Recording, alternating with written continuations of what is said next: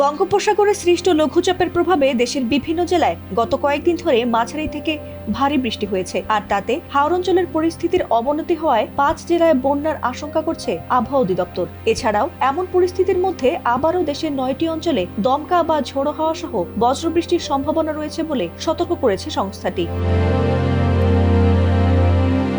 বৃহস্পতিবার এক পূর্বাভাসে এসব তথ্য জানিয়েছে আবহাওয়া অধিদপ্তর। এতে বলা হয়েছে, পশ্চিম বা উত্তর পশ্চিম দিক থেকে ঘন্টায় 45 থেকে 60 কিলোমিটার বেগে ঝোড়ো হাওয়া বয়ে যেতে পারে, যা নদীপথের চলাচলকে ঝুঁকিপূর্ণ করে তুলতে পারে। এছাড়াও দেশের অভ্যন্তরীণ নদী বন্দরগুলোর জন্য দেওয়া পূর্বাভাসে বলা হয়েছে, ময়মনসিংহ, খুলনা, বরিশাল, পটুয়াখালী, নোয়াখালী, কুমিল্লা, চট্টগ্রাম, কক্সবাজার ও সিলেট অঞ্চলের উপর দিয়ে পশ্চিম বা উত্তর পশ্চিম দিক থেকে ঘন্টায় 45 থেকে 60 কিলোমিটার বেগে অস্থায়ীভাবে দমকা বা ঝোড়ো হাওয়া সহ বৃষ্টি বা বজ্রবৃষ্টি হতে পারে। এ কারণে এসব এলাকার নদী বন্দরগুলোকে 1 নম্বর সতর্ক সংকেত দেখাতে বলা হয়েছে।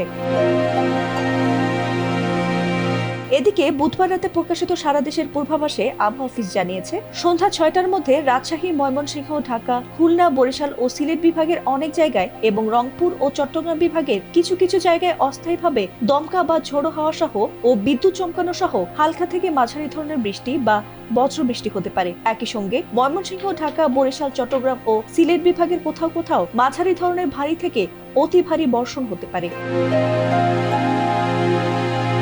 এছাড়াও রাতভর বৃষ্টি হওয়ায় নেত্রকোনা ও সুনামগঞ্জের কংস নদীর পানি বিপদসীমার 93 সেন্টিমিটার ওপর দিয়ে প্রবাহিত হচ্ছে। এছাড়াও ভারী বৃষ্টিতে হাওর অঞ্চলগুলোর নতুন নতুন এলাকা ও ফসলি জমি ডুবে গেছে। এতে করে চরম বিপাকে পড়েছেন এ অঞ্চলের কৃষকরা। উজানের ঢল আর রাতে টানা বৃষ্টিতে সিলেট, মৌলভীবাজার সহ 5 জেলায় বন্যার পূর্বাভাস দিয়েছে আবহাওয়া অধিদপ্তর। আর এ পরিস্থিতিতে চট্টগ্রাম, কক্সবাজার, মোংলা ও পায়রা সমুদ্র বন্দরকে 3 নম্বর স্থানীয় সতর্ক সংকেত দেখিয়ে যেতে বলা হয়েছে।